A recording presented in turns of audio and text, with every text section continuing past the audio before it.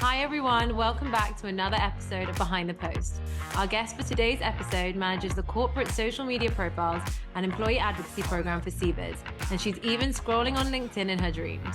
When she's not posting, she's singing karaoke, adding to her impressive CD collection, or hanging out with the love of her life, her Irish Terrier Lucy.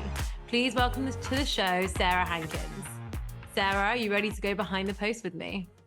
Let's do it. Perfect. Sarah, I'm so excited to have you with us this episode. Before we dive into the incredible work you're doing at CBIZ, first, could you give our audience a brief look at your professional journey? Yeah, so I would say it's actually a bit unconventional because before I was at CBIZ, I was actually a teacher in Madrid, in Spain, an English teacher for about a year. So it's super different than what I'm doing now, but it was such a good experience. I really just wanted to get out in the world, live a little bit. I learned Spanish, or at least as much Spanish as one can learn in like 10 months. And before that, out of college, I worked for a marketing and advertising agency in LA. So I kind of have like a sandwich going on where I have marketing experience on both ends and then this really interesting time abroad in the middle. Yeah, really came round there with all the different experiences. Right, yeah. So for those who don't know, could you please explain what CBIZ is, what you guys do, and what your role entails? Yeah, so CBIZ is a professional services company, and we're mainly focused on financial services and benefits and insurance services. It's just a really amazing company because, we have all these big national resources. We have a local and personal service feel. So really unique in that way. And for me, my role, I like to think of it as like a dual, like two hands, like class together kind of role. I'm a marketing content specialist. On one hand, I'm doing management for the social, I'm doing management for our corporate social media profiles. And then on the other hand, I'm managing our employee advocacy program. So I'm making sure that our advocacy board is up to date, putting new content out, adding users. It's a lot of fun. Yeah, so speaking of your advocacy board, I wanted to talk a bit about your employee advocacy program. You have over 2,000 advocates. So what does it look like to run a program of that size? Yeah, so I have to correct you on that. We're now at about 2,700 advocates. Wow. Woohoo! So it's really like blown up so much in the last year, and I'm hoping to continue that momentum into 2024. So yeah, it's a really incredible thing to be in charge of such an endeavor. As for creating content, I publish about 5 to 10 posts on the advocacy board daily. That's kind of the sweet spot that I've found, at least with our advocacy program, where I can keep enough on the board to remain fresh and relevant while also not flooding the system. Because there's also kind of that you can get into a habit of maybe putting too much out there, and then it can get a little bit crowded. So I think 5 to 10 posts per day with a slowdown on the weekend is kind of that sweet spot that I hit there. Yeah, definitely. So what kind of content do you create then throughout the week? So it's just so much. Everything CBIZ branded for us, CBIZ related. It's articles, videos, culture photos from our various initiatives like CBIZ Cares, philanthropy, office happenings, and events. We have resources, webinar promotion, job openings, recruiting pieces, news features where our advocates get featured in like news outlet pieces. I mean, it's really everything under the sun related to CBIZ. Yeah. And on that note too, like I like to keep in mind like the two C's in my brain that I keep in mind are consistency and care when I go through like my method of posting. So the first one is like, it's really important to develop an expectation with your advocates that the platform is always going to have a consistent flow of new and relevant information. And, it's going to be worth your while to log on frequently and share frequently because there's always going to be something cool and important there. And then the second one I mentioned, care. I think everyone knows it's important to be like, really spot on with your posts, but I know that the stakes are pretty high with advocacy because you're not just posting for like, I'm not posting as Sarah, I'm putting something there that's going to represent our people and our professionals. So I want to make sure that it's well formatted, has no errors, is factually correct. Yeah. So yeah, that's kind of some of my methods for what type of content, some of the things I think about when I'm putting stuff on the board. Yeah, it's almost funny. It's almost like you take a little bit more attention when you're not posting under your own name. Absolutely. It really is. I mean, I even like to have in my mind like an image of like one of our professionals, or like a profile of like the perfect professional, or like someone I can keep in mind and put myself in those shoes and think like, is what I'm sharing, does it make sense that they're sharing this? Is it engaging in that way? Is it accessible? Is a busy CFO, CEO, HR professional going to read this and think that's piqued my interest?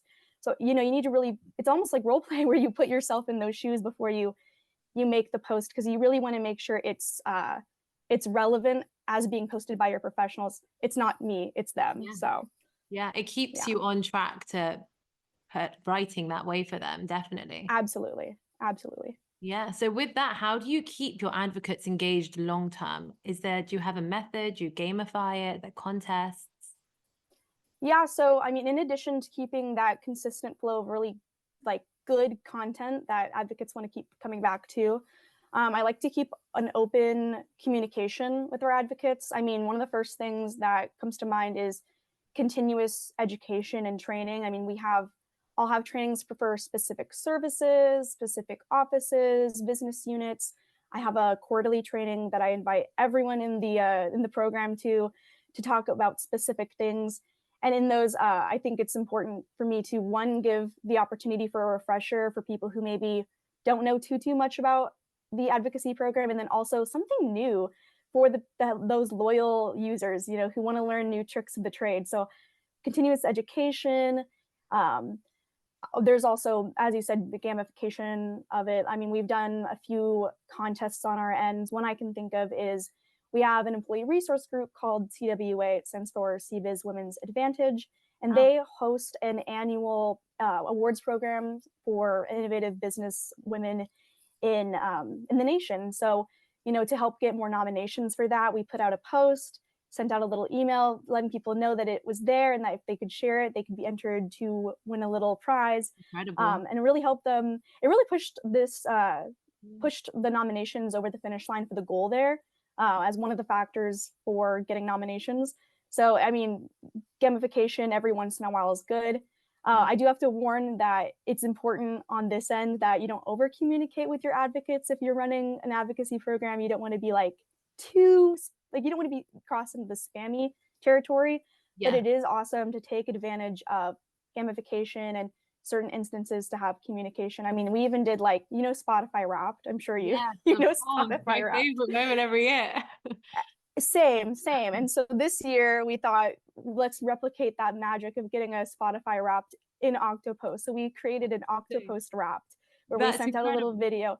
Yeah, we weren't able to do it like as individualized as Spotify can do it, but we said kudos to some of our like advocates who maybe were the most successful in clicks or engagements or conversions, and really gave them a shout out. And then at the end of that, we gave them a link to a little survey that they could fill out to help us make things better going forward.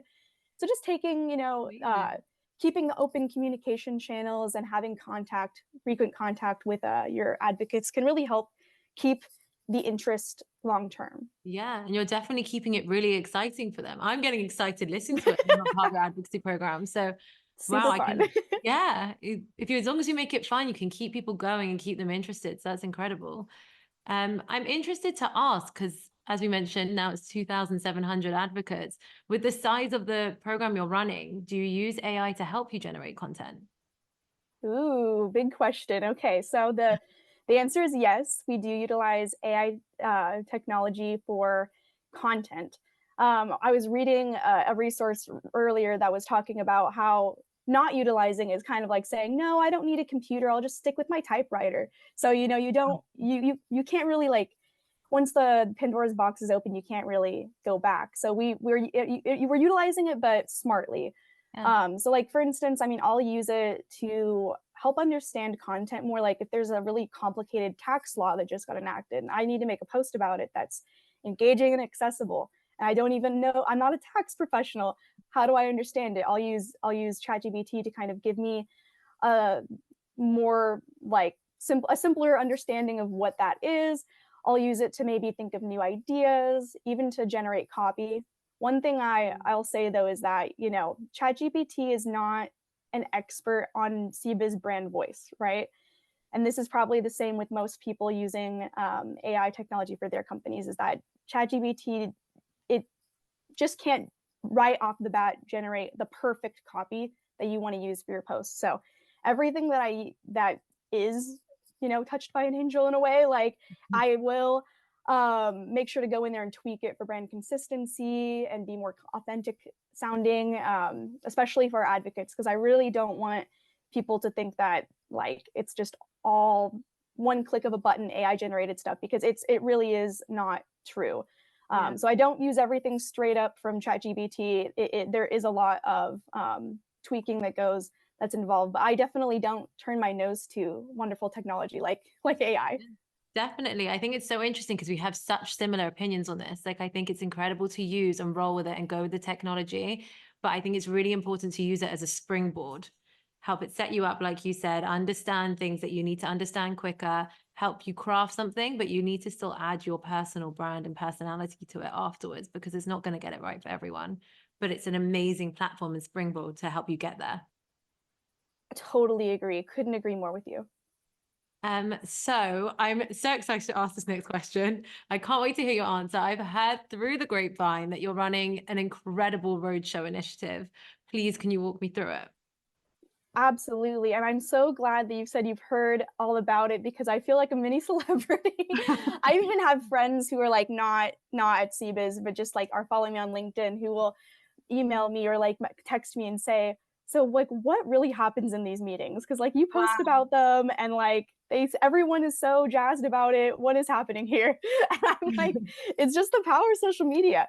But yeah, so I know. So we had a really awesome idea last year to do this thing called the Oktopost Roadshow, where basically I would go to 12 offices, CBIZ offices across the country in person, and do some in-person trainings, which will include like, how do you make the perfect LinkedIn profile? How do you optimize that?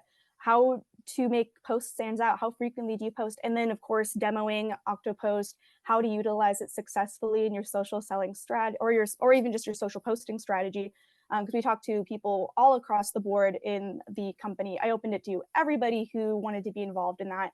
But it was really fun. I mean, I had such a great time actually connecting with people in person. I know that since the pandemic, I have basically worked remotely for like the entire time. And as inconvenient as it is, I sometimes feel a little disconnected. So I was so happy to actually meet everybody in person, really convey the power that is social media, especially to people who may not have so much familiarity with social media in general. I mean, I've talked to people who were in the meetings who just didn't even have a LinkedIn account, which is, I mean, and it's totally, I know, and it's fine. There's always a place to start, but I was so happy to have people who, you know, were able to kind of put some of their skepticism or maybe their unfamiliarity aside and listen in. And I've convinced some people to make LinkedIn accounts, get involved.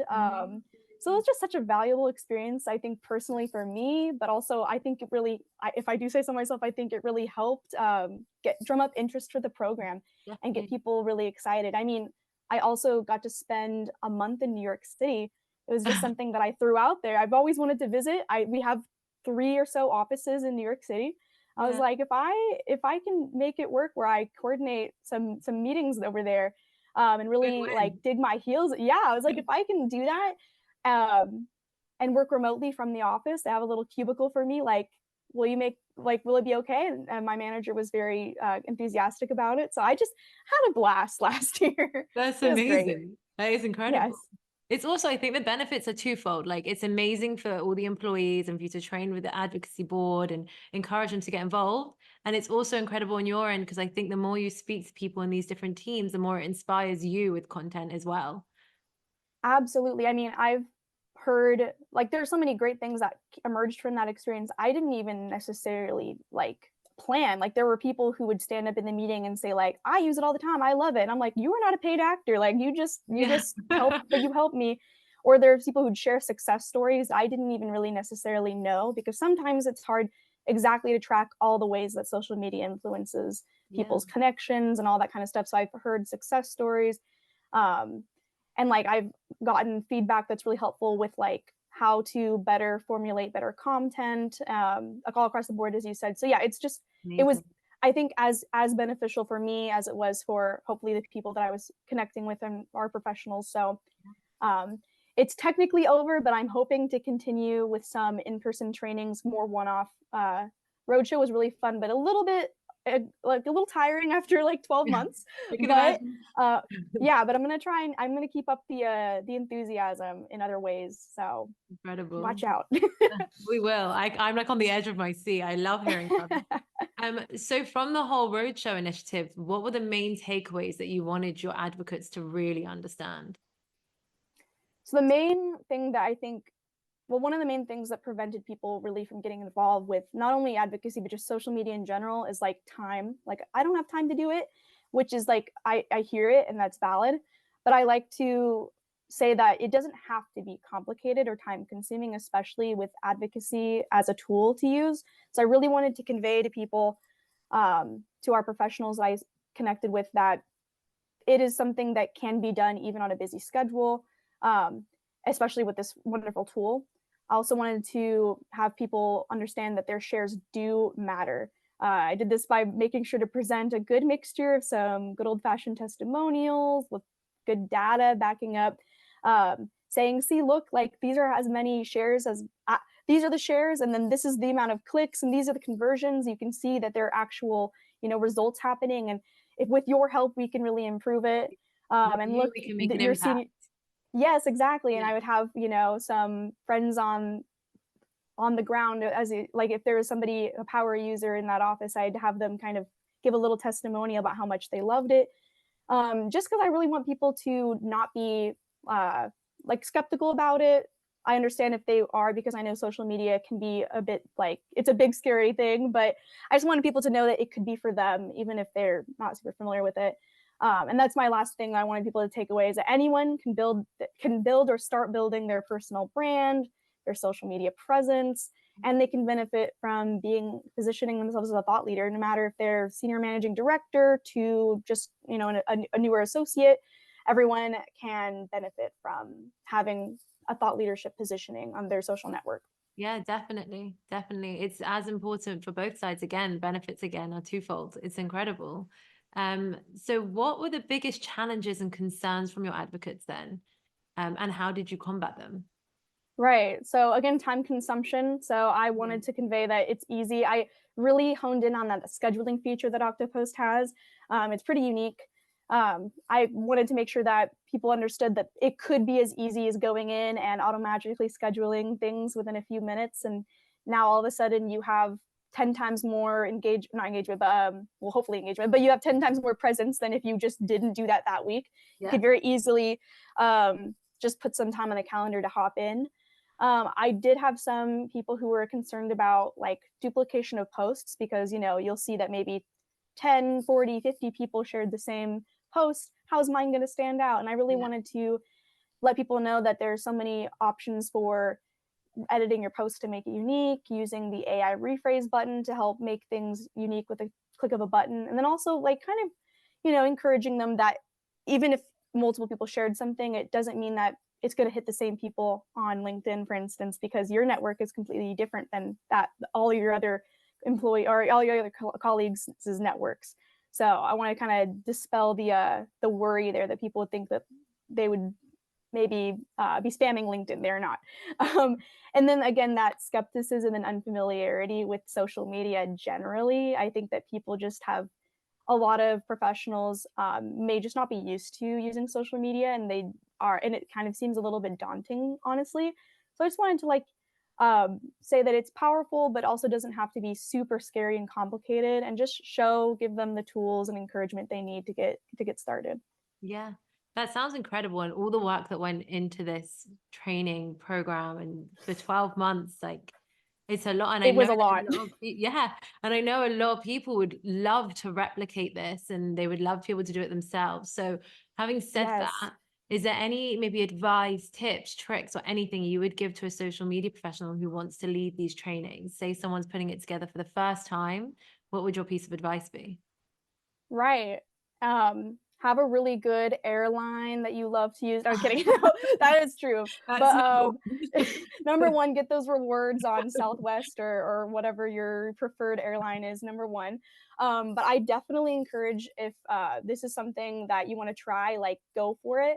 My advice would be, number one, I mean, depending on how far away the offices or wherever you're going are, or how like differentiated it is in that office, have some allies on the ground who are in your corner, who can help spread the word about a training coming through, can help coordinate. Maybe they'll come and gather some people or give a good testimony, really help be your advocate for this advocacy program. Offering incentives. Everyone loves a good incentive. If you send out an email saying there's going to be a lunch, they were like lunch and learns, honestly. So there would be a lunch involved. We'd give away some goodies at the end if you sticked around for that raffle. So it was, offering some incentives can really help get people in the door, and then they'll leave with more than they bargained for, I think. Yeah.